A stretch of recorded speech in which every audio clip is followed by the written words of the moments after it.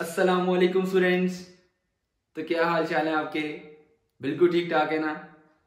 तो आज हमारा है लेसन नंबर 3 क्लास 9 फिजिक्स का।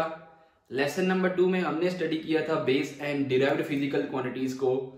हमने बहुत ही डिटेल में स्टडी किया कि बेस क्वांटिटीज क्या होती हैं, डिराइव्ड क्वांटिटीज क्या होती हैं, और हमने ये भी सीखा था कि किस तरह बेस क्वांटिटीज से मिलके डिराइव्ड क्वांटिटीज बनती हैं। तो आज का जो हमारा टॉपिक है इंटरनेशनल सिस्टम ऑफ यूनिट्स के बारे में, मींस एसआई यूनिट्स के बारे में, कि आखिर इस सिस्टम की जरूरत हमें क्यों है और हम इसे क्यों इस्तेमाल करते हैं। ठीक है, तो चलिए बिना कोई टाइम वेस्ट किए लेसन को स्टार्ट करते हैं। सो माय नेम इज अंस रजा एंड वेलकम है आपका हमारे छोटे से और खूबसूरत से चैनल में। तो रजिस्टर निकाल लें या कोई पेज पेंसिल वगैरह और निकाल लें जिसमें अपने लेक्चर को नोट करना है और टाइम वेस्ट करना बंद कर दें। तो चलिए लेक्चर को स्टार्ट करते हैं। हम बोर्ड पे सबसे पहले हेडिंग देंगे इंटरनेशनल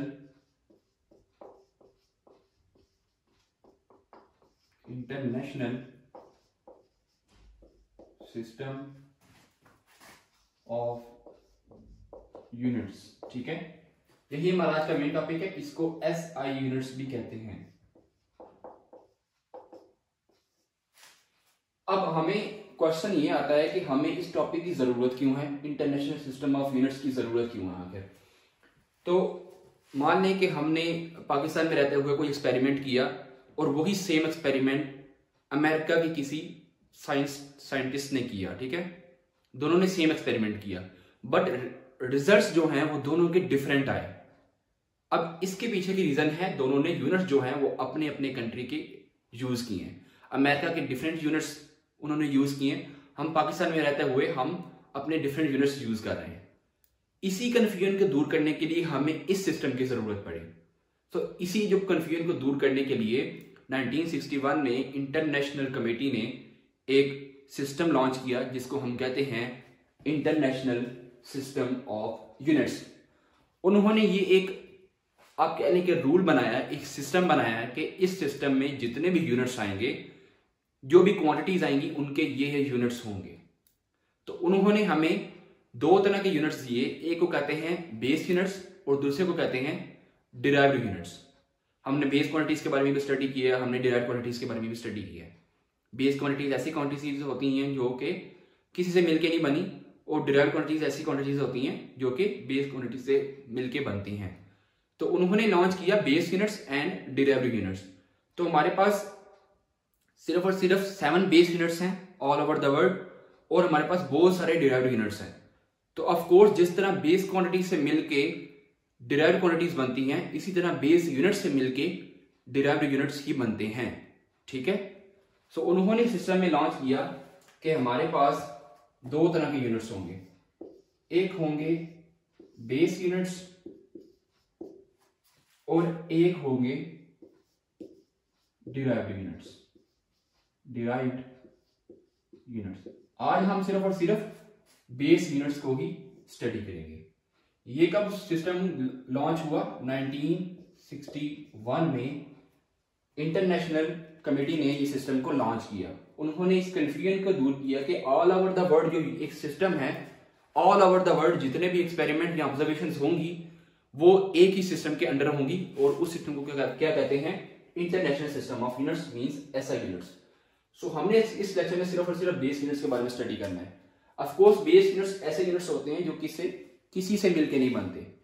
हमारे पास टोटल कितने बेस यूनिट्स होते हैं? 7 है हमारे पास बेस यूनिट्स, और ऑफ कोर्स 7 ही क्वांटिटीज होंगी।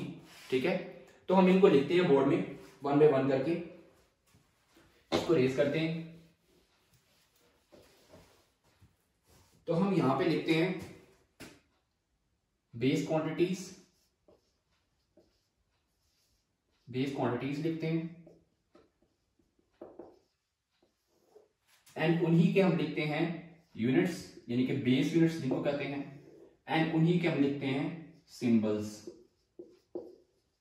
ठीक है, अब बात को आपने थोड़ा गौर से समझना है। तो सबसे पहले हमारे पास जो बेस क्वांटिटी है वो है लेंथ, सेकंड है मास,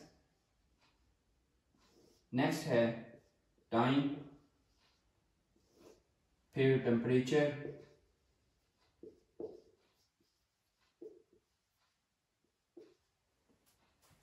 नेक्स्ट आती है हमारे पास electric current,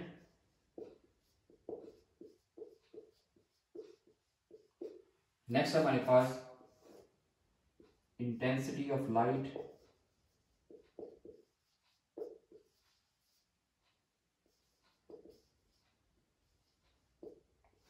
and last one है हमारे पास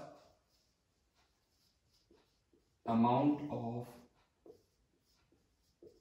सब्सटेंस।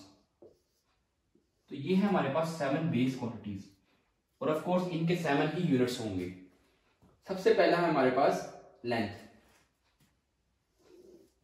हम बारी बारी इनके सिंबल्स को भी स्टडी करते हैं और इनके यूनिट्स को भी स्टडी करते हैं,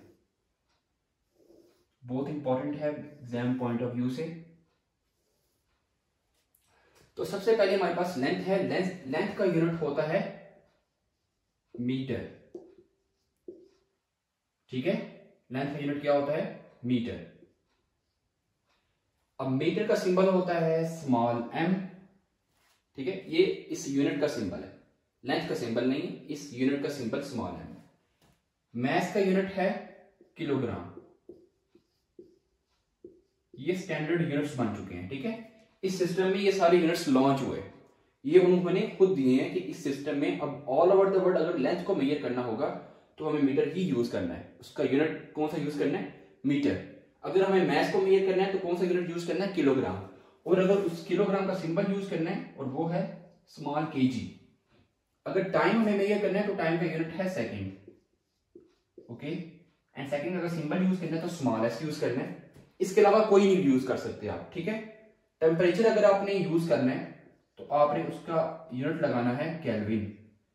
इसका SI यूनिट है केल्विन। ये सारे SI यूनिट्स हैं, इसके अलावा आप कोई नहीं लगा सकते। अगर उसने पूछा है कि what is the SI unit of mass, तो आप किलोग्राम ही लिखेंगे और कोई नहीं लिखेंगे। एंड केल्विन का हमारे पास सिंबल है कैपिटल K। नेक्स्ट आती है इलेक्ट्रिक करंट। इलेक्ट्रिक करंट का यूनिट है एम्पेयर, एंड एम्पेयर का सिंबल होता है कैपिटल A। नेक्स्ट हमारे पास आती है intensity of light. Intensity of light का उन्होंने यूनिट जो तय किया वो है कैंडला, बाई क्या कहते हैं? कैंडला ही होगा। एंड सिंबल होगा स्मॉल CD। ये उन्होंने यूनिट्स बता दी हैं, उन्होंने कहा आप जो मर्जी करो, हम यही देंगे आपको यूनिट्स। नेक्स्ट हमारे पास अमाउंट ऑफ सब्सटेंस। इसका यूनिट होता है मोल, MOLE, मोल। एंड इसका सिंबल होगा MOL, मोल। तो ये जो है हमारे पास 7 बेस क्वांटिटीज हैं, उनके 7 बेस यूनिट्स हैं, एंड उन्हीं के हमारे पास सिंबल्स हैं, ठीक है।